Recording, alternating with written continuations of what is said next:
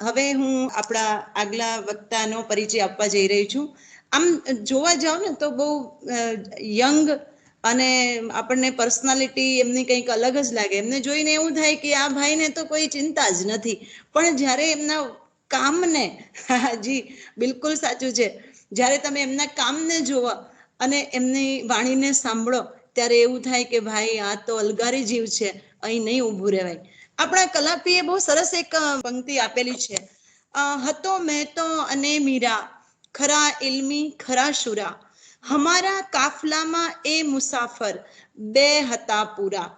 Sir, મેં આ પંક્તિ એટલા માટે તમારી સામે પ્રસ્તુત કરી કારણ કે આપણે અમુક વ્યક્તિઓ માટે આવું જ કીધું, ખરા એ માણસો છે નહીં, આમ કંઈક અલગ. કેવી મીરા, કશું જ વિચાર ન કરે. હું તો ઘણી વખત વિદ્યાર્થીઓને એક્ઝામ્પલ આપતી હોય તો કહું છું, તમે કલ્પના કરો કે તમે એક રાજરાણી છો અને તમને કોઈ એમ કે બધું છોડીને જતા રહ્યો. આપણે આપણી પેન પણ કોઈને નથી દઈ શકતા, આપણો જીવ એમાં રહે છે. જ્યારે મીરાને તો કેવી લગ્ની લાગેલી, એને કશું જ ન વિચાર કર્યું અને એ એક મહાન, આપણી તામ તો કહે ને પ્રથમ પંક્તિની સંત કવિયત્રી બની ગઈ. આની સાથે મેઘાણીની વાત આપણે કરીએ તો કેવા ધૂની માણસ કે કંઈ જ વિચાર્યા વગર થેલો લઈને નેસડાઓમાં ભટકી ભટકીને લોક સાહિત્યનું સંશોધન સંપાદન કરતા રહ્યા. અને જ્યારે એક બહેને એમને હસતા હસતા કહેલું કે આવું બધું લખીને તમે શું કરશો, આવું બધું ભેગું કરીને તમે શું કરશો, ત્યારે એમણે કહેલું કે તમે ભલે આજે એની કિંમત નહીં સમજો, પણ આવનારી પેઢી એનું ચોક્કસ મૂલ્ય કરશે, જોજો તમે. અને એ આજના સમયમાં એકદમ સત્ય છે. આ વાત મહેશભાઈને પણ એટલી જ લાગુ પડે. આદરણીય doctor Mahesh Kumar Makwana UGC net, JRF, PhD જેવી પદવીઓથી સન્માનિત છે. મદદનીશ પ્રાધ્યાપક છે સરકારી વિનયન કોલેજ ગાંધીનગરના, અને સૌરાષ્ટ્ર યુનિવર્સિટી આંબેડકર ચેર દ્વારા એમને doctor BR Ambedkar research award પણ પ્રાપ્ત થયેલો છે. પણ અગત્યની વાત તો છે આ અલગારી જીવની. આપણે આજના વક્તાઓ પાસેથી જ્યાં જ્યાં સાંભળ્યું, ક્યાંક ક્યાંક આપણે ભવાનીદાસનો ઉલ્લેખ સાંભળ્યો, અરજણ બાપુનો ઉલ્લેખ સાંભળ્યો ને ભજનોમાં તો આપણે તરબોળ થઈ ગયા. હું એમ કહેવા માંગુ છું કે આપણે બધું જે સાહિત્ય પુસ્તકોમાં વાંચીએ ને, ઘર બેઠા ગંગા નાવાની વાત જે છે ને એ મહેશભાઈ લઈને આવે. એ આપણને સીધા એના સંતોના મૂળ અને કુળ સુધી પહોંચાડી દે, એ જગ્યા ઉપર જઈને આપણને મસ્ત બનાવી દે. તો એવા અલગારી જીવ એ છે. જુઓ તમે, એમનો PhD નો વિષય હતો લોક સંતોનું તત્વદર્શન, અને એમણે એ જ વિષયને જાણે પથ, મોટો રાજમાર્ગ બનાવી દીધો. અને જ્યાં જ્યાં સંતની વાત આવે તો એના સમાધિ સ્થળો હોય, એમના સ્થાનકો હોય, ત્યાં જઈને રૂબરૂ એટલા સુંદર વિડીયો શેર કરે. મને એમ થાય કે જોવાનું જો કંઈ તમને ઈચ્છા થતી હોય ને તો આ જુઓ, અહીં જોવા જેવું છે. કે એમને ઘણી વખત તો મને એમના વિડીયો જોઈને એક હસવું પણ આવે કે મહેશભાઈ જતા હતા બગાસું ખાવાને, એમને મળી ગયું પતાસું, આવું થઈ જાય. એટલે કે એ ગયા હોય કંઈક મથામણ કરવા માટે, કંઈક શોધવા માટે, પણ એમને તો ખજાનો મળી જાય. એવા અનુભવો આપણને અનેક એમના વિડીયોમાં આપણને પ્રાપ્ત થશે. હું તો વારંવાર એક પણ એમનો વિડીયો છોડતી નથી, એટલે મને આ બહુ ગમતી બાબત છે. એનો ઉલ્લેખ ખાસ બધાની સાથે કરીશ, કારણ કે તમે જ્યારે પણ ફ્રી હો ત્યારે ચોક્કસ મહેશભાઈના વિડીયો જોજો, તો તમને ખબર પડશે કે સંત સાહિત્ય માટે એ કેવું સુંદર પ્રદાન કરી રહ્યા છે, કેવી સુંદર વાતો કરી રહ્યા છે. જુઓ તમે, સંત કવિ સત્તાર બાપુની પેઢીના એમના પુત્ર સાથે સંવાદ કરતા હોય, સહજ બની જાય, જ્યાં જાય ત્યાં સહજ બની જાય. અડધી રાત્રે પણ નીકળી પડે. એ વિચારે કે આ મારે જોવું જ છે, આ સંતની પાસે મારે પહોંચવું જ છે, તો દિવસ રાતનો વિચાર કર્યા વગર આ ધૂની જીવ એ ભાગી નીકળે અને એ ખોજી જ લાવે. એનો વિડીયો તો તૈયાર કરી જ લે કે મેં જાણ્યું છે એ તમે પણ જાણો. આ વ્યક્તિ ક્યાંય સીમાડાઓમાં બંધાવો ન જોઈએ. સીમાઓને વટીને દરેક વ્યક્તિ, ગુજરાતની દરેક વ્યક્તિ સુધી એની માહિતી પહોંચવી જોઈએ કે એમનું વિશિષ્ટ વ્યક્તિત્વ કેવું છે. આપણે ડોક્ટર રાજેશભાઈ પાસેથી રવિભાણ સંપ્રદાયના સંતોની વાત સાંભળેલી ને ત્યાંથી જ આપણે કહેલું કે કેટલા એ પાવન ભૂમિના દર્શન આપણને મહેશભાઈ કરાવ્યા છે, જ્યાં અનેક વ્યક્તિઓએ પોતાનું સમર્પિત જીવન કરી દીધું, મતલબ કે દીક્ષા લઈને અહીં જ રહેવાનું પસંદ કર્યું, એવી આ પાવન ભૂમિ. જો એમણે એમના એક વિડીયોમાં આપણને રવિભાણ સંપ્રદાયની જગ્યા બતાવેલી, તો એમણે સ્પષ્ટ પણ કર્યું કે તમે આ સંપ્રદાયની જગ્યા એ કાનવાડી છે, પણ રવિભાણ મંદિરનું મુખ્ય મથક, મુખ્ય સ્થાનક જે છે એ આ છે. આમ ઈશારો કરીને પણ એ આપણને બતાવે. એટલે પાવન ભૂમિઓની જાત્રા ઘર બેઠા જો કરવી હોય ને, તો મહેશભાઈની પાસે આપણા નિરંજનભાઈ કહે છે ને, એમાં અવકાશના માર્ગે એ પહોંચી જવું જોઈએ. તો આદરણીય મહેશભાઈ અરજણ સાહેબની સમાધિ શોધવા માટે કેવી મથામણ કરે, જુઓ કેવી રીતે વ્યક્તિઓને પૂછે, ન સમજાય તો શાંતિથી સંવાદ કરે અને છેવટે પહોંચી જ જાય પોતાની મંજિલ ઉપર. મને એવું લાગે છે કે આપ આવનારા સમયમાં ચોક્કસ કેટલા પણ સંશોધકો અને સંત ચાહકોના એ એક ચોક્કસ આપની સુધીથી શરૂ કરવું પડશે કે અહીંથી જાઓ તો આપણને પહેલું મૂળ જગ્યા મળી જાય. આપણને ઘરમાં જવું પડે ને, મળવું પડે, તો ત્યાંથી પછી આગળ જાય. ઘરમાં જઈએ તો ખબર પડે ને વ્યક્તિ કોણ હતા, કેવા હતા. પુસ્તકોમાં તો કદાચ અર્ધ સત્ય કદાચ આવી જાય, પણ મૂળ વ્યક્તિઓને મળવાથી, એમના કુળને જાણવાથી, એમના વંશમાં થઈ ગયેલા વ્યક્તિઓને મળવાથી જ્યારે સત્યનો ઉલ્લેખ થાય, એવું એક જગ્યાએ એમણે ઉલ્લેખ પણ કર્યો છે, જે નાથાલાલ ગોહિલ સાહેબના અધ્યયનમાં દાસ સત્તર બાપુનો સમયગાળાનો કંઈક, સાહેબ ભવાનીદાસના સમયગાળાનો કંઈક પ્રશ્ન હતો, એ એમણે તરત જ સોલ્વ કરી દીધો કે આ સંશોધન અહીં પૂર્ણ થાય છે. એમનો સમયગાળો 13મી સદી હતો કે નહીં એ ચર્ચાતું હતું, પણ એમણે મૂળ જ વ્યક્તિ સાથે વાત કરીને સ્પષ્ટ કરી દીધું. એમણે બહુ તટસ્થતાપૂર્વક એમના વંશજે કહ્યું પણ ખરું કે 1300માં જ એ થઈ ગયેલા છે. એટલે આપણને કેવા સરસ સંશોધનના રસ્તા પણ બતાવી દે કે અહીંયા આગળ તમારે મૂંઝાવાની જરૂર નથી, આ ફેક્ટ સમય છે, આ નક્કી થઈ ગયેલો સમય છે, હવે આગળ વધો. તો હવે હું મહેશભાઈને વાત કરું કે એ સુંદર વિષય લઈને આવ્યો છે કે સંત સાહિત્યમાં દરિયો કેવી રીતે રૂપક બનીને આવે છે, એની વાત આપણી સાથે કરવાના છે. તો આદરણીય મહેશભાઈ, આપને નમ્ર વિનંતી કે આપ આપની અભ્યાસુ વાણીનો અમને લાભ આપશો. નમસ્કાર, મારો અવાજ આપના સુધી પહોંચી રહ્યો છે? ગુજરાત સાહિત્ય અકાદમી ગાંધીનગર અને ગુરુકુળ મહિલા આર્ટ્સ કોલેજ પોરબંદરના સંયુક્ત ઉપક્રમે રાજ્ય કક્ષાનો સંતવાણી સત્વ અને સૌંદર્ય વિષય ઉપર આજે જે વેબિનાર સંયોજિકા શર્મિષ્ઠાબેને યોજ્યો છે, અને પદ્મશ્રી વિષ્ણુભાઈ પંડ્યા અને મહામાત્ર શ્રી હિંમતભાઈ ભાલોડિયા ના સહકારથી આચાર્ય શ્રી, ઉપાચાર્ય શ્રીને પણ હું અહીંયા જોઈ રહ્યો છું સ્ક્રીન ઉપર.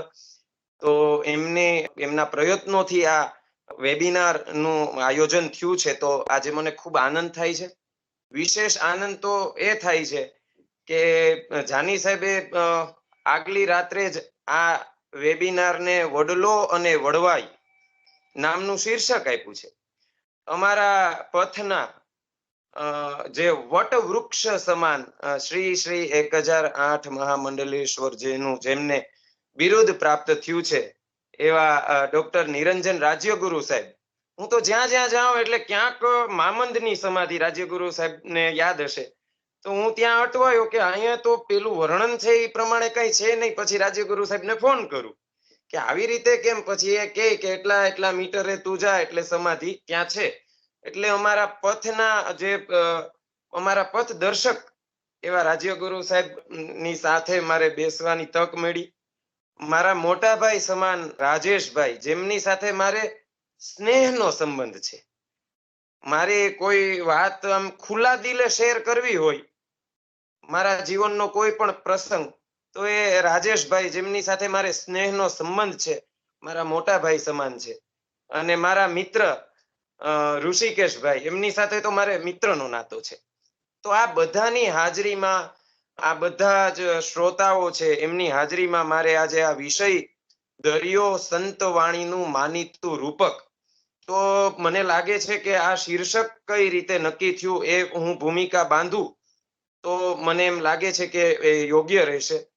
કે માર્ચ 2020માં હું યુજીસી એચઆરડીસી રાજકોટ ખાતે રિફ્રેશર કોર્સ કરવા ગયો, અને એ રિફ્રેશર કોર્સ દરમિયાન મેં ત્યાંની લાઇબ્રેરીની મુલાકાત લીધી. અને ત્યાંની લાઇબ્રેરીમાં મને સાહિત્ય અકાદમી, ગુજરાતી સાહિત્ય અકાદમી અમદાવાદ થી પ્રકાશિત એક પુસ્તક હાથ લાગ્યું, સાહિત્યમાં દરિયો. અને એ પુસ્તક લઈને હું કલાધર આર્ય સાહેબ પાસે ગયો અને પુસ્તક વિશે ચર્ચા કરી કે સાહેબ હું આ પુસ્તક વિશે હું અમારું એસાઇનમેન્ટ જે લખવાનું હોય છે, અમારું જે પ્રેઝન્ટેશન કરવાનું હોય છે, તો હું સાહેબ આ વિશે હું કંઈક વાત કરી શકીશ. પછી મેં પુસ્તક ખોલ્યું અને જોયું તો ગુણવંતરાય આચાર્ય એ તો કેટલા આપણા સાગર કથાઓના લેખક, દેવો ધાધલ ને હાજી કાસમ તારી વીજળી અને દરિયાલાલ તો કેટલી આપણી જાણીતી અને આપણી માનીતી નવલકથા. તો એ નવલકથાના અંશો, વાર્તા, લેખો, નિબંધો એ સહિત દલપતરામ અને કવિ કાંતનું સાગર અને શશી અને નરોત્તમ પલાણ અને સીતાંશુ યશસ્ચંદ્ર અને છેક સંજુ વાળા સુધીના, એટલે કે અર્વાચીન થી લઈ અને આધુનિક કવિઓ સુધીની કવિતા, એટલે લેખ, વાર્તા, નવલકથાના અંશો અને કવિતાનું સંપાદન પણ એ આધુનિક અને અર્વાચીન સાહિત્ય પૂરતું. તો મને એમ વિચાર આવ્યો ત્યારે જ કે જ્યારે સાહિત્યમાં દરિયાની વાત થતી હોય તો સંત સાહિત્યમાં દરિયાની વાત કેમ ન થઈ શકે? અને મેં તરત આ વિષય ઝડપી લીધો. હું હજી વિચારતો હતો અને ખાલી આમ વિચાર આવ્યો ને કે સંત સાહિત્યમાં દરિયો કેમ નહીં, અને જો હોય તો કેવું થાય. અને મારા મન ઉપર આ વિષયે કબજો લીધો. કેટલી સંત કથાઓ, કેટલી સંતવાણી, એની પંક્તિઓ મારા મન ઉપર એ રમવા માંડી. અને બરાબર એ જ સમયે શર્મિષ્ઠાબેનનો મારા પર ફોન આવ્યો કે મહેશભાઈ, અમારી કોલેજ છે, અમારા પ્રિન્સિપાલ નું સૂચન છે કે તમે આ વેબિનાર કરો અને અમારી એવી ઈચ્છા છે કે અમે સંત સાહિત્ય ઉપર એક વેબિનાર કરીએ અને તમે એમાં એક વિષય આપો અમને. એટલે મેં એમને શર્મિષ્ઠાબેનને કીધું કે બેન, સંત સાહિત્યમાં દરિયો, તો આ વિષય ઉપર હું બોલું એવી મારી ઈચ્છા છે. એટલે પછી વિષય નક્કી થયો કે દરિયો, સંતવાણીનું માનીતું રૂપક. આ મારી પૂર્વ ભૂમિકા. મિત્રો, મને આમ અત્યારે ઉત્સાહ એમ થાય છે કે તમે શર્મિષ્ઠાબેન મારો પરિચય એક પંક્તિથી આપ્યો, અને મારા એ પ્રિય કવિ. કારણ કે પ્રિય એટલા માટે છે કે જેવું જીવા એવું જ એને કહ્યું, એનું જેવું જીવન એવું જ કવન. અને આપે જે મને તો ખબર પણ નહીં કે તમે મારો પરિચય આ રીતે આપશો, કે મારા જે વિડીયોઝ છે એના તમે સ્ક્રીનશોટ્સ લેશો અને લોકો સમક્ષ. મારા માટે આ આનંદનો વિષય છે. જ્યારે સંત સાહિત્યની વાત આવે ત્યારે મારા મનમાં એક આનંદની લાગણી ઊભી થાય. દરિયા વિશે વાત કરવી છે ત્યારે મને સૌથી પહેલા મેકરણ દાદા યાદ આવે, નિરંજનભાઈ મેકરણ દાદા. સાયર લેરું થોડિયું અને મુંજા ઘટમાં ઘણેર્યું, હીકડી પૂગી ન તડ મથે તા બયું ઉપડ્યું. આ સાયરની લેરું હજી તો આવે છે, એક આવે ને બીજી જાય. ત્યાં તો ઈ સાયરની લહેર છે ને ઈ તો થોડી જ છે, એના કરતા તો ઘણી બધી લહેર મુંજા ઘટમાં ઘણેર્યું. મારા ઘટમાં એવી તો કેટલીય લહેર ઉઠે છે. હજી તો એક વિચાર આવે ત્યાં બીજો વિચાર આવે ત્યાં ત્રીજો, હકડી પૂગીના તડમથે તા બયું ઉપડ્યું. તો આજનો આ વેબિનાર છે તો મારે સંત વાણીમાં દરિયો એ વિશે વાત કરવી હોય તો આપણો જે ભારત ખંડ છે, ભરતખંડ, આપણો દેશ ભારત, પ્રકૃતિએ કેટલી સમૃદ્ધિ છૂટા હાથે વેરી છે. તમે ભારતમાં ફરો, વિવિધ રાજ્યોની વિવિધ ઓળખ, અને એમાંય ગુજરાત ઉપર તો પ્રકૃતિ માથાએ 9 રંગની ચુંદડી ઓઢાડી છે. અને એમાંય આગળ વધીને મારે વાત કરવી હોય તો સૌરાષ્ટ્ર પ્રદેશ. આ સૌરાષ્ટ્ર પ્રદેશનું સાહિત્ય એટલું સમૃદ્ધ છે, સંત સાહિત્ય એટલું સમૃદ્ધ છે કે વિશ્વના રહસ્યમય સાહિત્યને જો ઉકેલવું હોય, મિસ્ટિસિઝમને ઉકેલવું હોય તો સૌરાષ્ટ્રનું સંત સાહિત્ય એમાં ચાવીરૂપ ભાગ બની શકે. સૌરાષ્ટ્ર પાસે રહસ્યની, સૌરાષ્ટ્રના સંત સાહિત્ય પાસે રહસ્યની કેવી ચાવીઓ છે, અને એ ચાવીઓને કેવા કેવા રૂપકો સાથે રજૂ કરે છે એ હવે હું આગળ તમારી સમક્ષ ચર્ચા કરીશ. એ પહેલા મારે વાત કરી દેવી જોઈએ કે દરિયો જ્યારે રૂપક તરીકે આપણે આલેખવો હોય તો ભારત દેશમાં એવા બે સંત થઈ ગયા કે જેનું નામ જ દરિયા છે. એક દરિયાદાસ બિહાર વાળા અને એક દરિયાદાસ છે મારવાડમાં. બીજું છે કે આપણા ગુજરાતમાં કચ્છનું રાપર છે અને રાપર ગામમાં એક જગ્યા છે રવિભાણ સંપ્રદાયની જગ્યા અને એ જગ્યાનું નામ જ છે દરિયા સ્થાન. કારણ કે ખીમ સાહેબને દરિયા પીરનો અવતાર માનવામાં આવતા હતા. તો દરિયો સ્થૂળ રૂપે અને સૂક્ષ્મ રૂપે કઈ રીતે ક્યાં ક્યાં કેવા કેવા રૂપકો ઝીલીને આપણી સમક્ષ રજૂ થાય છે એ મારે વાત કરવી છે. આપણે ત્યાં સંત કથા અને સંત વાણી, સંત સાહિત્ય આ બે માર્ગો ઉપર ચાલે છે. એક તો સંતોના જીવન ચરિત્રો તપાસીએ ત્યાં દરિયાનું કેવું મહત્વ છે એ આપણને જોવા મળે સ્થૂળ રૂપે અને સૂક્ષ્મ રૂપે. અને એક આપણી જે સંત વાણી છે ત્યાં દરિયો કઈ રીતે રૂપકાશ્રિત વાણી સ્વરૂપે પ્રગટ થાય છે આપણને એ જોવા મળે છે. દરિયો વેદ, ઉપનિષદ, પુરાણ, સંસ્કૃત શાસ્ત્રો એમાં કઈ કઈ રીતે પ્રગટ થયો છે એ આગળ નિરંજનભાઈ વાત કરી ગયા એમ જેવી રીતે ગુરુ મહિમા વિશે આખો એક સેમિનાર થઈ શકે, વેબિનાર થઈ શકે, એવી જ રીતે દરિયા વિશે જ્યારે એક આખો વેબિનાર થાય ત્યારે આ વાત આપણે પ્રસ્તુત કરી શકીએ. એટલે હું વેદ, ઉપનિષદ, પુરાણ અને શાસ્ત્રોમાં દરિયો કેવી રીતે રજૂ થાય છે એ વાતમાં ન પડતા સીધો જ મારા વિષય ઉપર આવું છું. એવી 4 કથા મળે છે આપણે ત્યાં કે જેમાં દરિયો છે એ કથામાં સ્થૂળ રૂપે આવતો હોય પણ એને સૂક્ષ્મ રૂપે રૂપકની રીતે આપણે જોઈ શકીએ.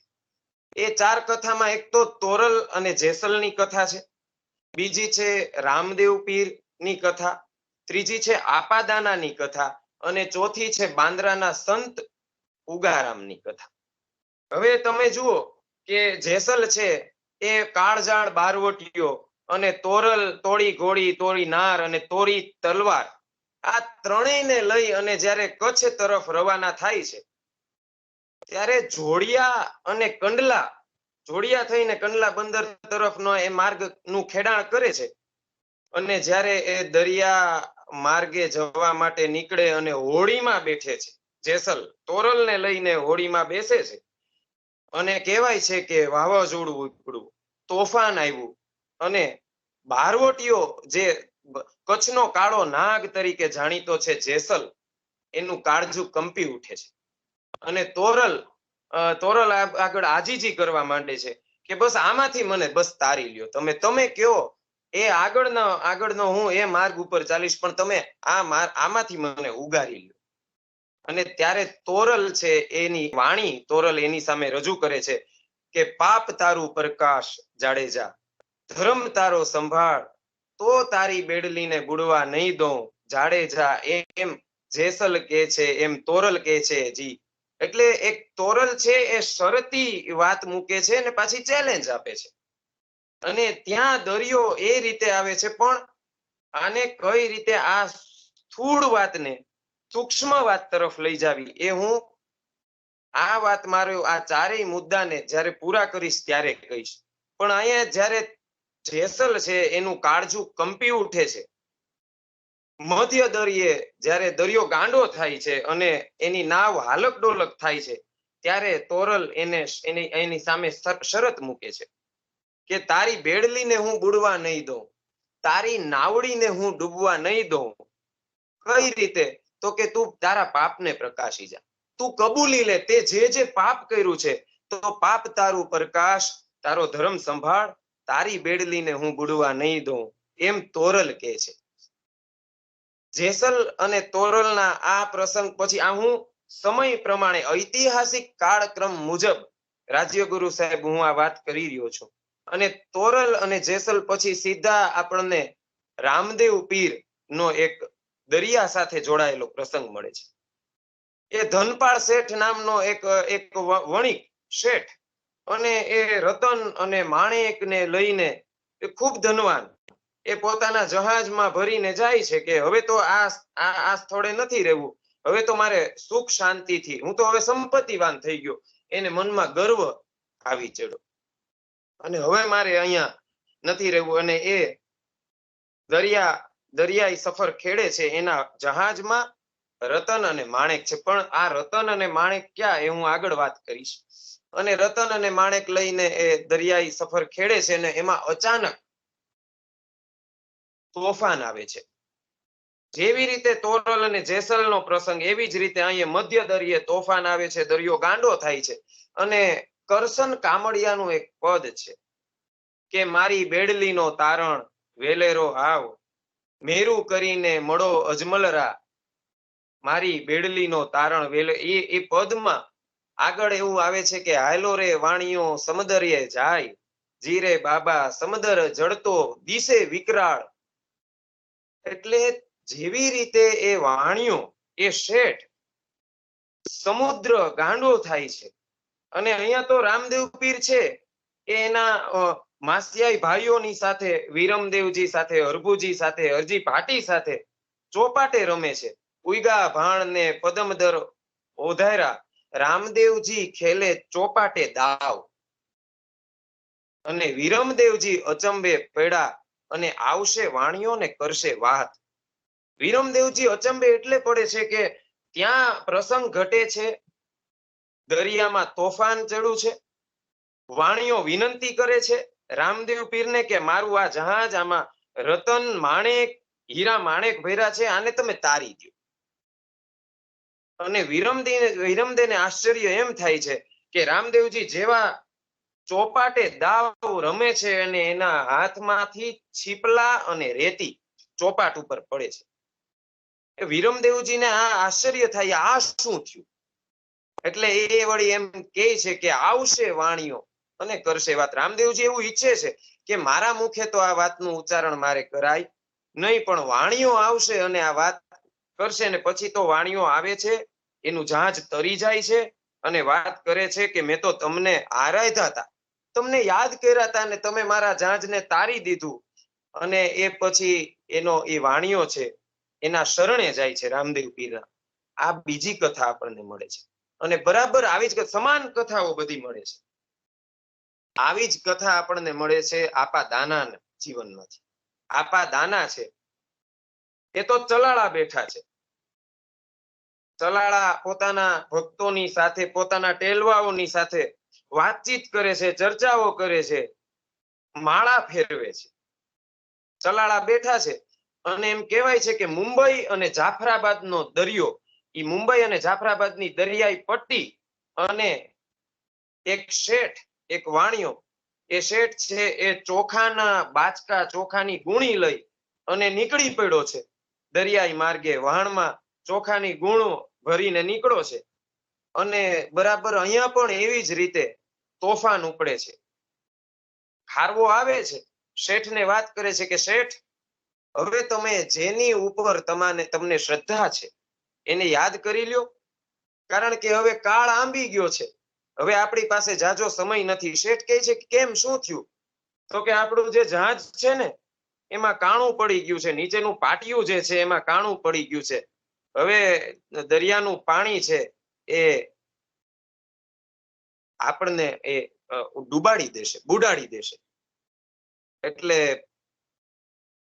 વાણિયો છે એ શેઠ છે એ યાદ કરવા માંડે છે. કોને?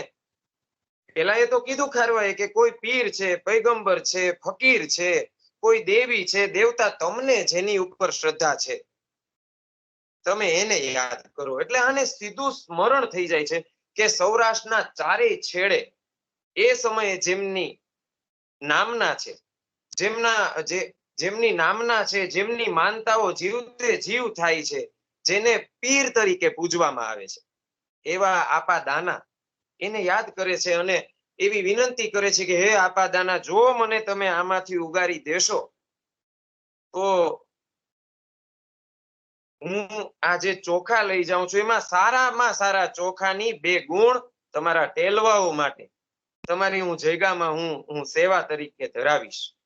અને અચાનક આવો સંકલ્પ કરે છે ત્યાં તો ખારવો દોડીને આવે છે, શેઠ આપણું જાત છે એ કાંઠે પહોંચવા આવ્યું છે ને હેમખેમ આપણે પાર પહોંચી જશું, અને આપણે આ હવે આપણા માટે કોઈ જોખમ નથી રહ્યું.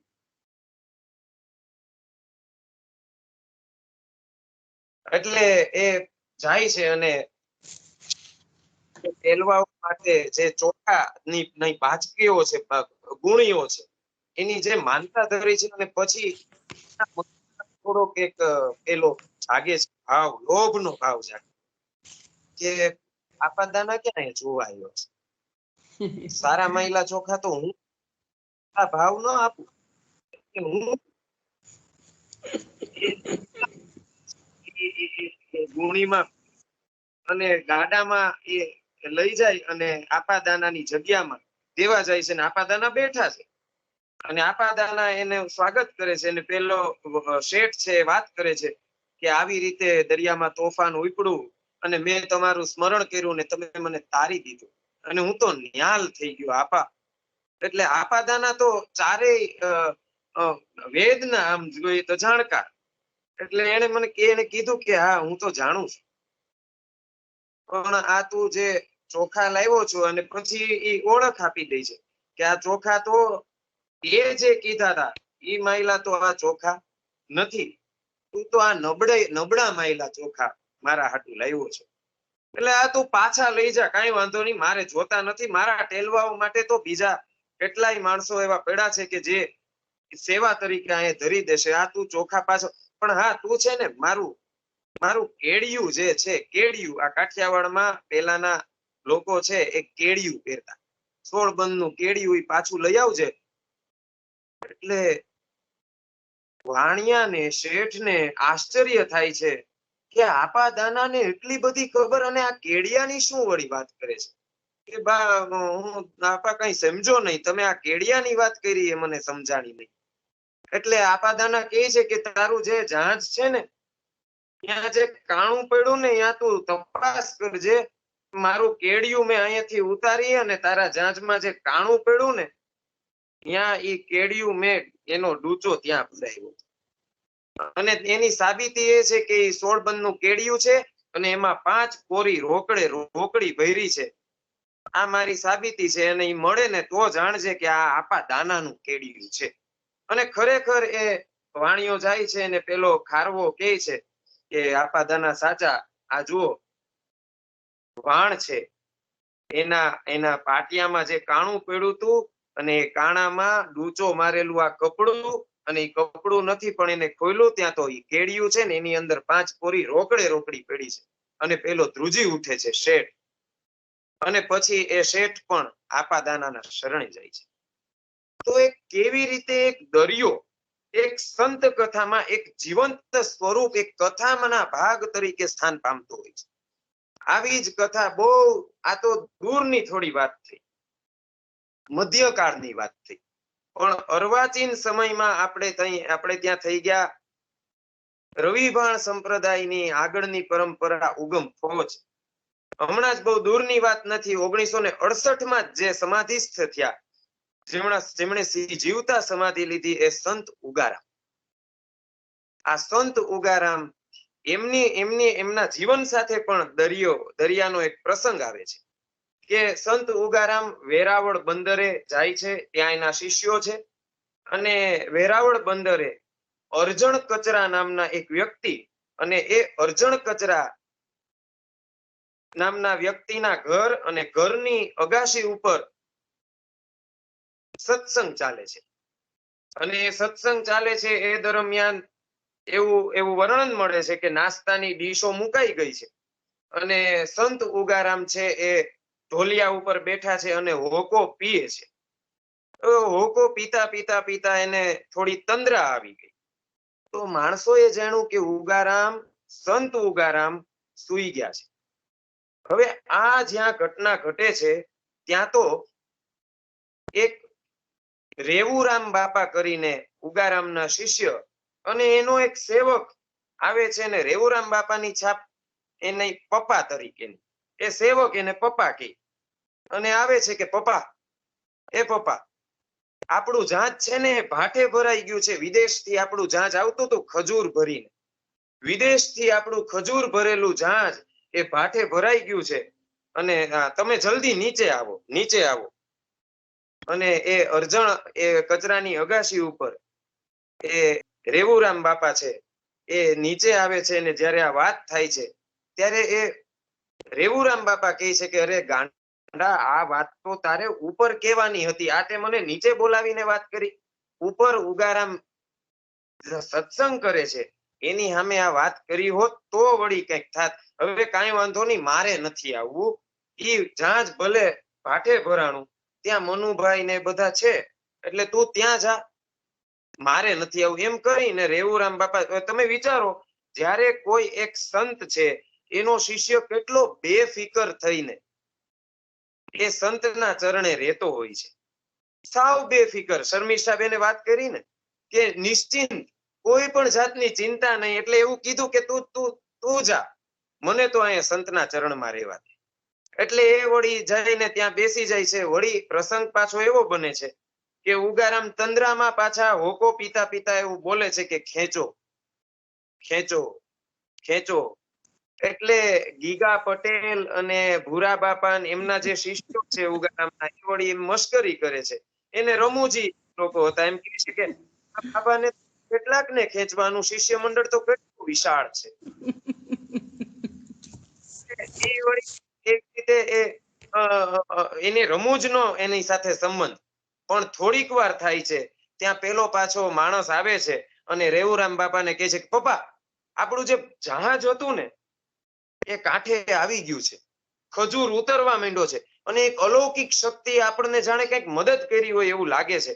એટલે રેવુરામ બાપા કહે છે કે અરે ઈ અલૌકિક શક્તિ કોઈ નહીં, પણ અહીંયા જે ઉગારામ સંત બેઠા છે ને એને કેટલું બળ કર્યું હશે. એ બિચારા તંદ્રામાં હોકો પીતા પીતા ખેંચો ખેંચો, આ જહાજ તો એણે ખેંચ્યું છે. તો દરિયામાંથી રેવુરામ બાપાનું જહાજ તારતા હોય, દરિયામાંથી વાણિયાનું જહાજ તારતા હોય, દરિયામાંથી પેલા શેઠનું આપા દાના જહાજ તારતા હોય અને દરિયામાંથી જેસલનું જહાજ તારતા હોય, તોરલ.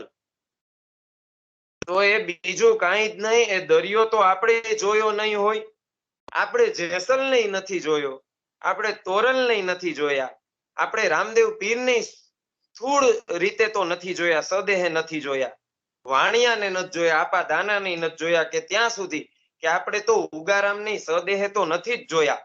એટલે એ જહાજ તાયરા કે નહીં એ આપણને ખબર નથી, પણ સૂક્ષ્મ રીતે આપણા જે જન્મ મરણના ફેરા છે એ જહાજને આ સંતોએ એ તોરલે જેસલનો જન્મ મરણનું જહાજ તારી દીધું, એ વાણિયાનું જન્મ મરણનું જહાજ રામદેવ પીરે તારી દીધું, એ આપા દાનાએ પેલા જાફરાબાદ આવતું એ જે શેઠનું વાણ, એ જાફરાબાદના શેઠનું વાણ તારી દીધું, અને ઉગારામે આ રેવુરામનું જહાજ તારી દીધું. અને આ હું નથી કેતો, તમને વળી એમ થશે કે આ મહેશભાઈને કેમ ખબર પડી કે એનું જહાજ તારી દીધું, જન્મ મરણના ફેરામાંથી મુક્ત કરી દીધા. આ હું નથી કેતો, પણ ભવાનીદાસની એક વાણી છે કે સંસાર સાગર મહાજળ ભર્યો, એને તમે તરી શકાય તો તરજો, જગ જીવનનું જહાજ લઈને પેલે પાર ઉતરજો, તમે ભજન સવાયા કરજો, આવો રૂડો અવસર નહીં મળે, તમે ભજન સવાયા કરજો. એટલે આ સંસાર સાગર છે, એ મહાજળ ભર્યો છે, ખારો સમુદ્ર છે. આમાં આપણા જે જીવન વ્યવહાર આપણે ચલાવીએ છીએ, ઋણાનુબંધથી આ સંસાર ચાલે છે, કર્મ બંધનથી. તો આ સંસાર સાગર મહાજળ ભર્યો, પણ એને તરી શકાય તો તરજો, ભક્તિ નાવમાં બેસીને તમે તરી શકાય તો તરજો, જગજીવનનું જહાજ લઈને. જગજીવન આપણા ગુરુ, જગજીવન આપણા ઈશ્વર, એટલે જગજીવનનું જહાજ લઈને પેલે પાર ઉતરજો, તમે ભજન સવાયા કરજો. એટલે કેવી રીતે એક સ્થૂળ વાતને સંતોએ રૂપક દ્વારા સૂક્ષ્મ વાણીમાં ઉતારી દીધી. આ 4 પ્રસંગો ઉપરાંત બીજા ઘણા પ્રસંગો હશે. હું એમ નથી કહેતો કે આ 4 જ પ્રસંગો છે, આવા ઘણા પ્રસંગો હશે સંત સાહિત્ય તો એક સાગર છે, એમાં ખણખોદ કરો તો કેટલાય હીરા માણેક રતન પરવાળા નીકળે, અને આ તો એક સમુદ્ર છે, દરિયો છે. એટલે ચાર એવી કથા મળે છે કે જેમાં શિષ્યના જહાજ છે એ ભગવાને કે એના ગુરુએ તાર્યા છે. બે એવી કથા મળે છે કે જે બે કથામાં ખુદ સંત છે એ દરિયો આ કાંઠેથી પેલે કાંઠે ચાદર પાથરીને પછેડી પાથરીને તરી ગયા હોય, એવી બે કથા આપણને મળે છે કે દરિયાની લહેરોમાં ચાદર પાથરી હોય, પછેડો પાથરો હોય અને આ કાંઠેથી પેલે કાંઠે પાર થઈ ગયા હોય. એમાં પેલો પ્રસંગ તો મૂળદાસનો. મૂળદાસ આમ સંત સાહિત્યનો અભ્યાસ શરૂ મેં કર્યો ત્યારે પ્રારંભિક મેં કોઈ સંતનું આખું ચરિત્ર વાંચ્યું હોય તો એ મૂળદાસ.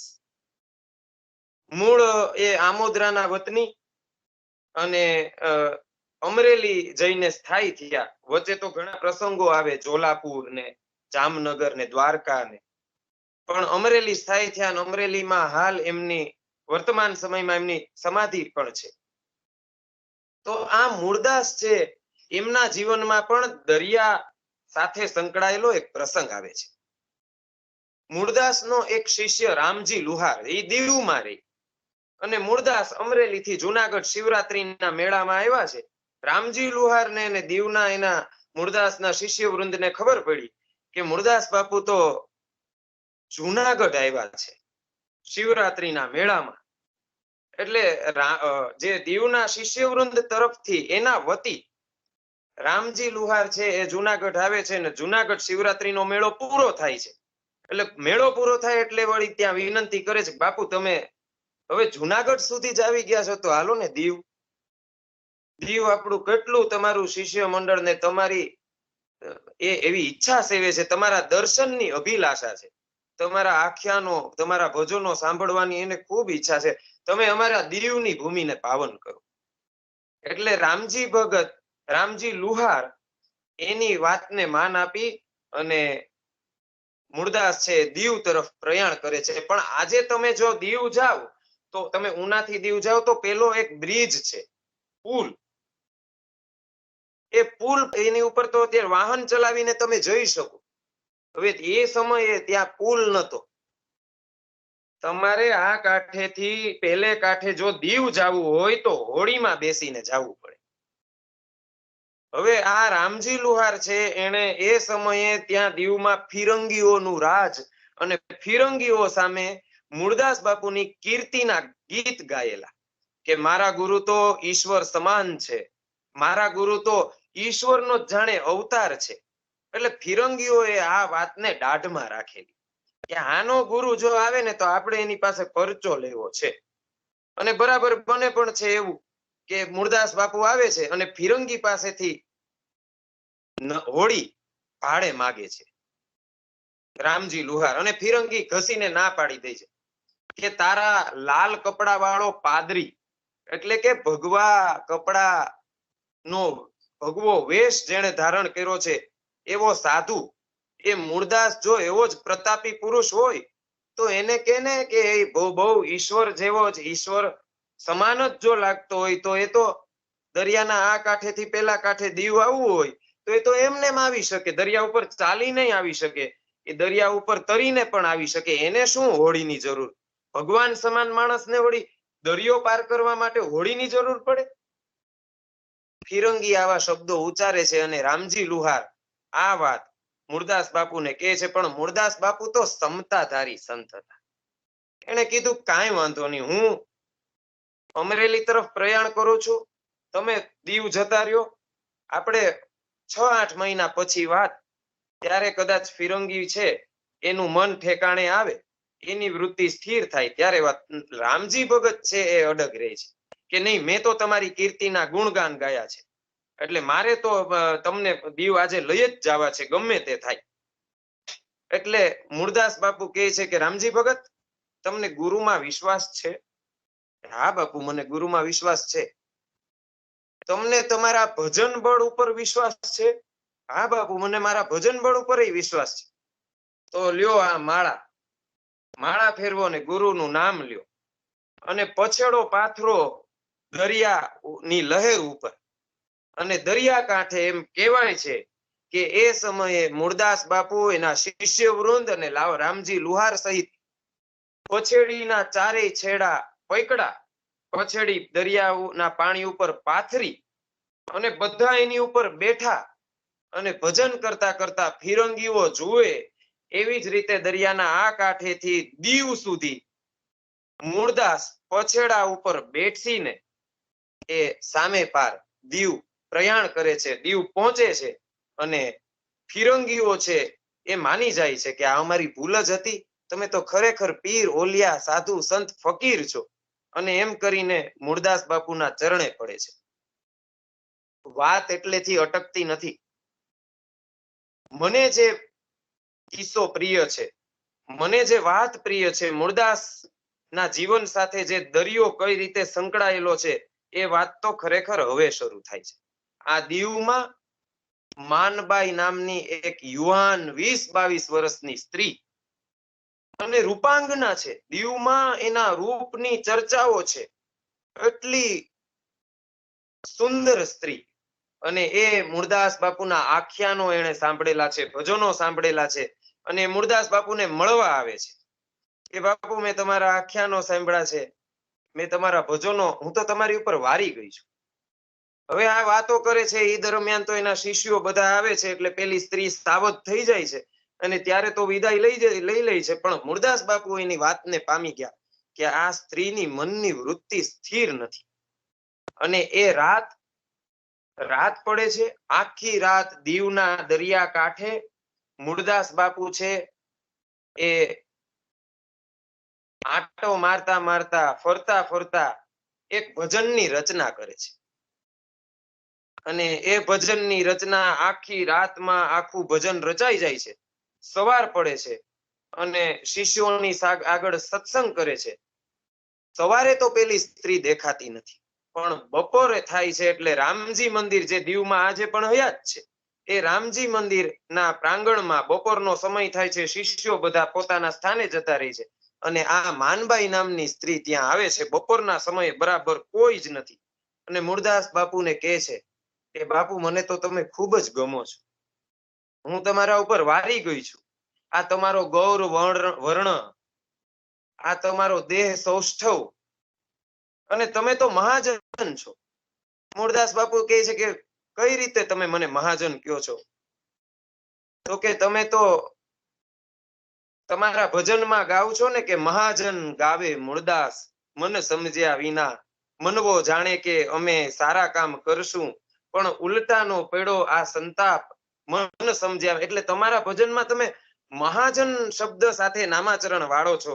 હું એટલે તમે તો કે ના ના બેન, હું તો લુહાર ખરો ને, સુથાર, લુહાર, સોની, આ બધાને મહાજન કે હું તો એમ મહાજન છું, હું કોઈ મહા પદવીધારી મહાજન નથી. કે અરે બાપુ, તમે તો મારી વાતની ઉપર પાણી ફેરવી દીધું. આવું માનબાઈ કહે છે કે તમે તો મારી વાત ઉપરનું પાણી ફેરવી દીધું. અને ત્યારે દરિયો કઈ રીતે મૂળદાસ પોતાની વાતમાં પ્રયોજે છે એ ખાસ જોવાનું છે કે માનબાઈ, આ દરિયો આપણી વાતનો સાક્ષી છે. અને દરિયો જાણે છે કે જ્યાં ધોવા જેવું હોય ને એની ઉપર પાણી ફેરવી દે છે. એટલે પાણી યોગ્ય રીતે જ ફરી વળ્યું છે. અને માનબાઈને આગળ જતા એ સમજાવે છે. અને એક ભજન માનબાઈ સામે બોલે છે કે માનબાઈ પરરે પુરુષનો મોહ, આ તમે દલડામાંથી કાઢો. અને એમ એક પછી એક વાણી સંભળાવીને પછી માનબાઈને કહે છે કે મારે પણ તને ચૂંદડી ઓઢાડવી છે. એવું નથી કે તું જ મારી ઉપર વારી ગઈ છે, મારે પણ તને ચૂંદડી ઓઢાડવી છે. બોલ, તારે આ ચૂંદડી ઓઢવી છે? એટલે માનબાઈ આશ્ચર્યમાં પડી જાય કે કઈ ચૂંદડી? એટલે જે આખી રાત દરમિયાન જે મૂળદાસ બાપુએ જે ભજનની રચના કરી હતી ને, એ ભજન મૂળદાસ બાપુ આ માનબાઈ સામે રજૂ કરે છે કે પ્રીતમ વરની ચૂંદડી, મહાજન ઓઢવાને મેળા, જે ઓઢે તે અમર રે બને, આ પ્રીતમ વરની ચૂંદડી, વેદ વ્યાસે રંગી આ ચૂંદડી, એમાં સુખદેવે પાડી ભાત, બુદ્ધિવાદીએ એના બૂટા જેડા, અને એની જુજવી જાત, પ્રીતમ વરની ચૂંદડી, મહાજન ઓઢવાને મેળા, જે ઓઢે તે અમર બને. આ અમર બનવા માટેની ચૂંદડી તારે ઓઢવી છે. અને માનબાઈ છે એની આંખોમાંથી અશ્રુની ધારા વહેવા લાગી છે. એ મૂળદાસ બાપુના પગે પડી જાય છે અને એની શિષ્યા બની જાય છે. દરિયો છે એ કઈ રીતે મૂળદાસ બાપુના જીવનના બે રીતે એ દરિયો છે એ પ્રસ્તુત થાય છે. વર્ણનો તો બહુ લાંબા છે, પણ મને આ સમય અવધિ નડે છે.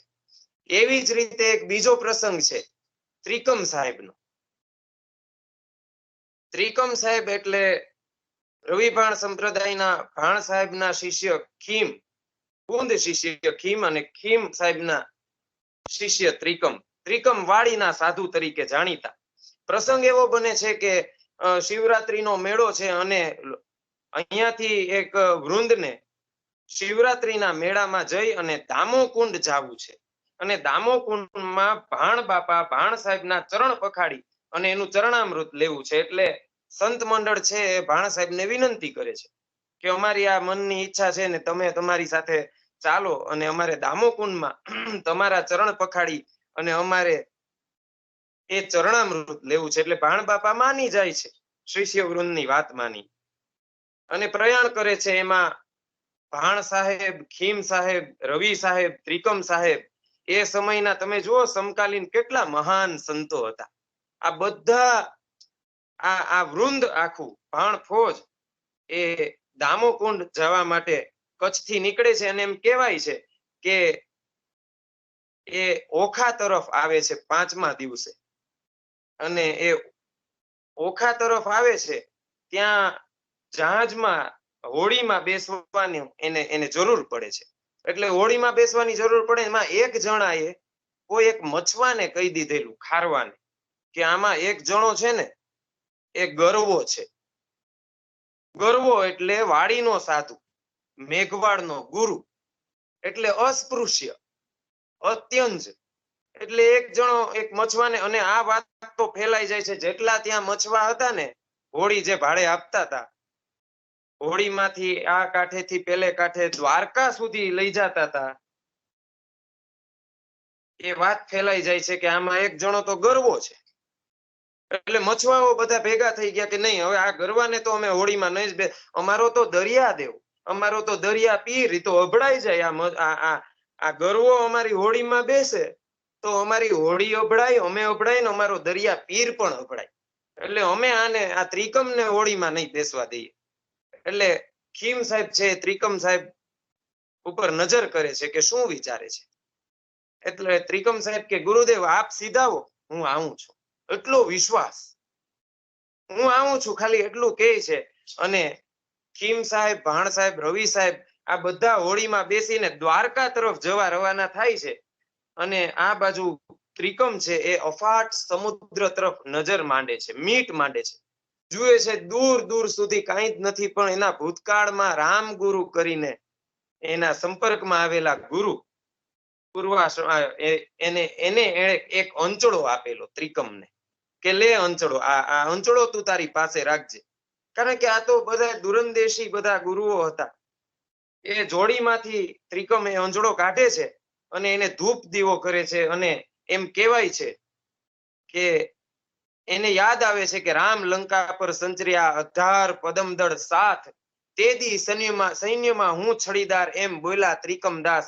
જ્યારે રામાવતારમાં હનુમાન બનીને હું મારી પૂંછડીએથી આખી લંકાને ભસ્મીભૂત કરી દેતો હું, અને આ હોડીમાં મને બેસવા ન દે, આજે મારે સંસારને ભસ્મીભૂત કરી દેવો છે. એટલે એના મન એટલું આંદોલિત થઈ જાય છે, પણ એ ક્ષમતાથી પોતાના મનને સ્થિર કરે છે અને પછેડો છે એ દરિયાની લહેર ઉપર પાથરે છે. અને એમ કહેવાય છે કે ત્રિકમ છે એ પછેડા ઉપર બેસે છે અને પછેડો ત્યાંથી સડસડાટ આગળ વધે છે.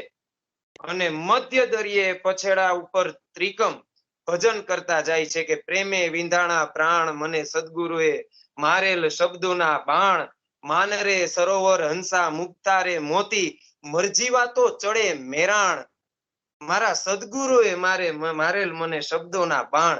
આમ કરતા કરતા ત્રિકમ છે એ દ્વારકાના જે બેટ છે એના કાંઠે આવીને પેલો સંઘ છે એની સાથે જ પહોંચી જાય છે. અને આ વાત કોઈ કલ્પના નથી. આજે પણ દ્વારકા તમે જાઓ એટલે એ કાંઠે ત્રિકમ ધરો નામની જગ્યા છે અને એ આ પ્રસંગની સાબિતી પૂરે છે. અને છતાંય આ વાતમાં ક્યાંય પણ અતિશયોક્તિ લાગતી હોય, ક્યાંય પણ એમ લાગતું હોય કે આ તો પરચા છે, આ તો ચમત્કારિક ઘટનાઓ છે, આ તો ચમત્કારો છે, તો પણ મારે એમ કેવું પડે કે ન સ્વીકારતા કઈ વાંધો નહીં, પણ રૂપકની રીતે આ દરિયાને લેજો કે આ પછેડો છે ને એ ગુરુ વચન છે. ભક્તિરૂપી નામ વચનના પછેડામાં આ સંતો બેસી અને ભવસાગરને તરી ગયા છે. તો રૂપકની રીતે તમે આ પછેડાને, આ દરિયાને, આ હોડીને તમે લઈ શકો. આ સંત કથામાં દરિયો રૂપક રીતે આ રીતે પ્રગટ થાય છે ને સંતવાણીમાં તો શર્મિષ્ઠાબેન હું જેટલી વાત કરું ને હું એટલી વાત મને એમ થાય કે ઓહ મેં આ વાત તો કરી, આ વાત રહી ગઈ, આ વાત તો કરી, આ વાત રહી ગઈ. કારણ કે શરૂઆતમાં જ તમે બોલ્યા કે દિલ દરિયામાં ડૂબકી દેના, મોતી લેના ગોતી, ખારા સમદર में छिप बसत है, भात भात के मोती, ई मोती कोई संत पामे, गुरु गम से गम होती, नौ दरवाजा दसमी खड़की, खड़की आगे खड़की, ઈ ખડકી કોઈ સંત ઉગાડે, ઊંચી હોય ઉન ઘર કી. એટલે આ દિલ દરિયામાં ડૂબકી દેવાની વાત રવિ સાહેબ તો એમ કહે છે કે દિલ દરિયામાં એક અખંડ દીવો અને એને દેખા વિના મારું મન ડોલે, ભ્રાંતિના ભૂલા ભવો ભવ ભટકા, ગુરુગમ વિના તાળા કોણ ખોલે. રવિ સાહેબ આ વાત કરતા હોય ને ત્યારે ઈ તોરલ પરી આ વાતનો એમ જવાબ આપે છે કે આ 9 દરવાજા, 10મી ખડકી, ઈ ખડકી આગળ ખડકી, ઈ ખડકી કોઈ સંત ઉગાડે, ઊંચી હોય ઉન ઘરકી. જ્યારે કોઈ આ સંત છે આ ખડકીને ખોલે છે, ગુરુગમ રૂપી કૂંચી લઈને આ તાળું ખોલે છે, તો આપણને અંદર શું દેખાય છે? અંદર આપણને હીરા, માણેક, રતન, પરવાળા, ભાત ભાતના મોતી દેખાય છે. અને એટલે તો ઈ અર્જણને દેખાઈ ગયા અને એટલે અર્જણ કહે છે કે મેરી નજર મેં મોતી આયા, મેં તો ભેદ અગમરા પાયા, મેં તો ભેદ બ્રહ્મ કા પાયા, મેરી નજર મેં મોતી આયા. સંતોએ તો આ બ્રહ્મને મોતી કીધા છે. અને આ મોતી છે ને શર્મિષ્ઠાબેન, એ મોતી પાકે કઈ રીતે? તોરલ એ મોતી કઈ રીતે પાકે એની આખી રૂપકાશ્રિત વાણીમાં એનું વર્ણન કરે છે કે છીપું તો સમંદરમાં થાય, વાકી ખરી રે કમાઈ, સ્વાતિના મેહુલિયા વરસાય, ક્યાં સાચા મોતી થાય. અને ઈ મોતી તો એરણે મુકાય, એની માથે પડે ઘણના ઘા, ફૂટે ઈ તો ફટકિયા કહેવાય, પણ ખરાની તો ખરે ખબરું થાય. આવો ને જેસલ રાય, આપણે પ્રેમ થકી મળીએ, પૂરા નર હોય ત્યાં જઈ ભળીએ. એટલે તોરલ છે એ આખી પ્રક્રિયા કરે કે છે કે કઈ રીતે સ્વાતિ નક્ષત્રમાં એક મેહુલા વરસે છે અને એ છીપ છે એ મુખ ખોલે છે અને એમાં બિંદુ ઝીલાય છે અને એ આખી પ્રોસેસ એ મોતી થાય છે. અને આ મોતી જ્યારે કોઈ હંસ ચૂગે અને ત્યારે મને દાસી જીવન યાદ આવે છે કે એવા હેત રાખો તમે રામથી, જેવા રાખે બપૈયાને મોર, રાખે જેમ ચંદ્રને ચકોર, એવા હેત રાખો તમે રામથી, હેત રે વખાણીએ ઓલી કુંજળિયું કેરા. એ બચલાને મેલીને મેરામણથી જાય, મેરામણ હેતરે વખાણીએ ઓલી કુંજળિયું કેરા, બચલા મેલીને મેરામણથી જાય, ઈ 8 માસે આવીને ઓળખે, એનું નામ હેત કહેવાય. એવા હેત રાખો તમે રામથી. તમે વિચારો દાસી જીવન જેવા સંત, એને આ કુંજ છે એ આપણું કઈ પક્ષી નથી ભારતનું, એ તો વિદેશી પક્ષી છે. અને એ 8 મહિના પછી અહીંયા આવે અને 8 મહિના પછી અહીંયા આવીને એના બચ્ચાને ઓળખી જાય. એ પ્રોસેસ છે એ તમે વિચારો દાસી જીવનને આ આખી પ્રોસેસની આપણા ગુજરાતના સૌરાષ્ટ્રના એક ગામડિયા સંતને ખબર હતી કે આ કઈ રીતે આ વિદેશી પક્ષી અહીંયા આવે છે, એના ઈંડા મૂકે છે, એના બચ્ચા થાય છે અને એને મૂકીને જાય ને 8-8 માસે આવીને ઓળખે. એ ઓળખ એને એટલે હતી કે એના પૂર્વસૂરીઓ એમાં રવિ સાહેબ છે. અને મારું તો પ્રિય ભજન છે કે તણખો પડ્યો અને ઘર બાયડું.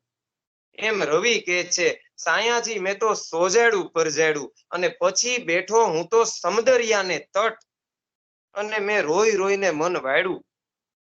તમે જુઓ, કોઈ માણસ હળવો થવા માટે સમુદ્રએ જાય. દરિયાકાંઠે આપણે બહુ ટેન્શનમાં હોય ને ત્યારે, સ્ટ્રેસમાં હોય ને ત્યારે સમુદ્ર કાંઠે જઈએ. વ્યાજ ખાવ વાણિયો એ સમયે એમ કહેવાય છે કે ફોજદાર પણ હતા. આ રવિને જ્યારે ભાણ સાહેબે ગુરુ વચન આપ્યું અને એનો ભૂતકાળ ભૂલવા માટે, એ હળવા થવા માટેના પ્રયત્નો કરે અને ત્યારે રવિ સાહેબ કહે છે કે હું તો પછી બેઠો સમદરિયાને તટ. હવે આ સમદર એટલે ઈ કઈ પેલો સમુદ્ર ને ત્યાં રવિ સાહેબ બેઠા હશે ને એવું નહીં. મારા ગુરુ ભાણ અને ગુરુ ભાણનો જે આખો બ્રહ્મ વૈભવ છે એ સમુદ્ર સમાન છે. હું એના તટ જઈને બેઠો અને મેં રોઈ રોઈને મન વાળ્યું. આગળ એમ કહે છે કે કરમના કીધા કટકા, એવા લાગ્યા રવિને રંગના ચટકા, આ ભાણ ગુરુએ તો માર્યા ફટકા. એમ રવિ કહે છે બાનાનું બિરદ બતાવ્યું. એમ રવિ કહે છે આ તો તણખો પડ્યો અને ઘર બાળ્યું. આ તો તણખો પડે અને આ ઘર બાળવા જેવી, વૃત્તિઓના ઘર બાળવા જેવી વાત છે. મેં કીધું એમ ઘણી બધી વાત થઈ શકે. મારી તો એવી ઈચ્છા કે હું તો બોલ્યા જ કરું, કારણ કે સંત સાહિત્ય અમારો પ્રિય વિષય. અને હું તો આ રાજ્યગુરુ સાહેબ ને, જાની સાહેબ ને, નાથાલાલ ગોહિલ સાહેબ, મનોજ રાવળ ને રાજેશ મકવાણા, આ બધાના મજબૂત ખભા ઉપર હું બેઠો છું. આ કોઈ હું કઈ નબળા ખભે નથી બેઠો. એટલે મને તો આ વાત કરવાની એટલો આનંદ આવે છે. અને છેલ્લે મારે લીરલબાઈની એક વાત કરી, એને કઈ રીતે રૂપકમાં આ દરિયાને મૂકી આપ્યો છે. એ રૂપકમાં જે રીતે લીરલબાઈ રૂપકાશ્રિત વાણી આપીને રજૂ થયા છે, એ વાત કરીને હું મારી વાણીને વિરામ આપીશ. કે એવી ખાડા ખાબોચિયાની દેડકી, ઈ શું જાણે સમદરિયાની લહેર. મારી બાયુ આ તો પુરારે મળે તો રાવું રેડીએ, અધૂરિયાથી ન હોય દિલડાની વાત. મારી બાયુ આ તો પૂરા મળે તો રાવું રેડીએ.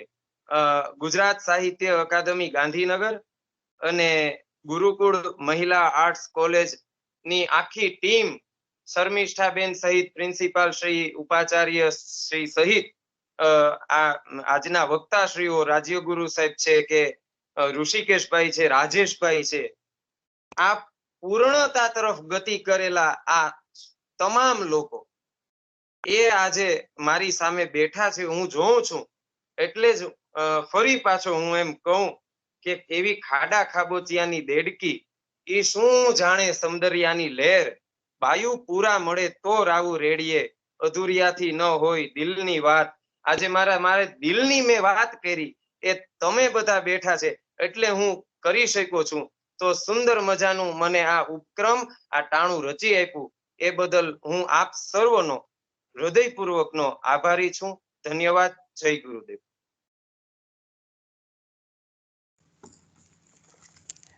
મહેશભાઈ, મને તો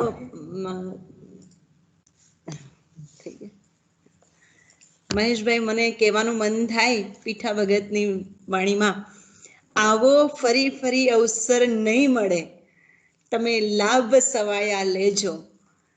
આવો અવસર ફરી આપણે ગોતવો પડશે. આજનો દિવસ ખરેખર હું સ્વયં માટે બહુ શ્રેષ્ઠ દિવસ સમજુ છું. આ કોલેજમાં હું જોડાઈ 2012માં. એ વર્ષથી અત્યાર સુધી હું માતૃભાષા ગૌરવ સપ્તાહ, પહેલા દિવસ ઉજવતા હતા, હવે અમે સપ્તાહના કાર્યક્રમો કરીએ છીએ. પણ આજે મેં જેટલો આનંદ લીધો છે એ ગત વર્ષોના આંતરરાષ્ટ્રીય માતૃભાષા ગૌરવ દિવસમાં નથી લીધો, એવું હું બિલકુલ કબૂલું છું. બહુ ઓનેસ્ટલી એને કબૂલ કરું છું. અને આપ વક્તાશ્રીઓ પુનઃ કોઈ આવા જ સુંદર વિષય લઈને અમારી સંસ્થામાં પધારજો.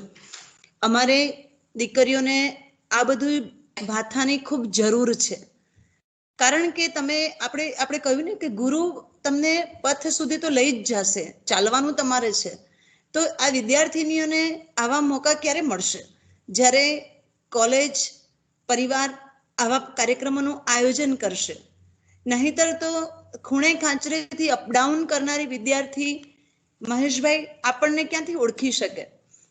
અને આ ભલે કોઈ કહેતું હોય હા ઓનલાઈનની કેટલીક તકલીફો છે, પણ અત્યારે એટલો સરસ ફાયદો છે કે આપ જ્યાં છો ત્યાંથી અમારી તમામ વિદ્યાર્થીની બહેનો આનો લાભ લઈ રહી છે. અને કાલે જે ઉમળકાથી આવીને અમને કહેશે કે બેન અમને પેલી વાતમાં બહુ મજા પડેલી, ત્યારે અમારો ઉત્સાહ બમણાઈ જશે. અને આ બધો યશ જે છે ને એ અમને તમારા કારણે મળવાનો છે.